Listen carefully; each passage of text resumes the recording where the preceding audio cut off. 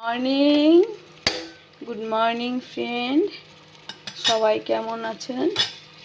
আজকে আমি দেখুন একটু পটল আলু রান্না করে নিচ্ছি। এখানে জিরে ফোড়ন দিয়ে পটল আলুটাকে ভালো করে ভেজে নিচ্ছি। জিরে ফোড়ন, শুকনো লঙ্কা আর তেজপাতা ফোড়ন দিয়ে আলু পটলটাকে ভালো করে ভেজে নিচ্ছি।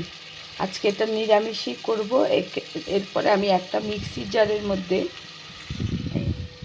জারের মধ্যে ধনে, জিরে, একটু লঙ্কার গুঁড়ো, হলুদের গুঁড়ো, একটু আদা, একটু গরম মশলা, সব অল্প অল্প, বেশি মশলা না, সব পেস্ট করে নিয়েছি। এইবার আমার পটল আলুটা ভাজা হয়ে গেছে। এবার আলু পটলের মধ্যে আমি এই মশলাটা দিয়ে দেব এইভাবে। তারপরে নামাবার আগে ঘি দেব।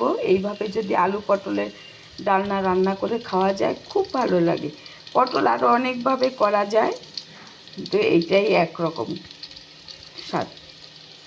পেঁয়াজ দিয়েও করা যায়, কিন্তু আমি এখানে নিরামিষ করছি আজকে।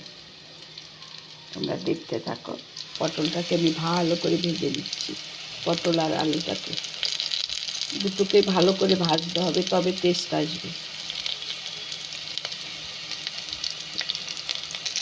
পটল আলুটা ভালো করে ভেজে নিয়েছি।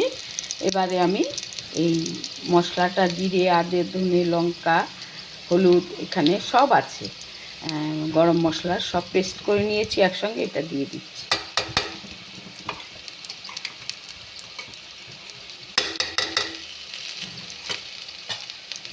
ওই মশলাটা আমি ভালো করে কষিয়ে নেব মশলাটা দিয়ে, তারপরে একটু হালকা জল দেবো।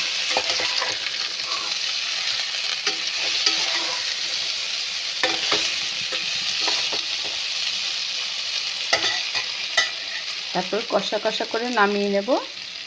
বাস এইভাবে আমি আমার পটল আলুর ডালনাটা করে নিচ্ছি। বন্ধুরা, তোমাদের কার কেমন লাগছে আমার রান্নাটা?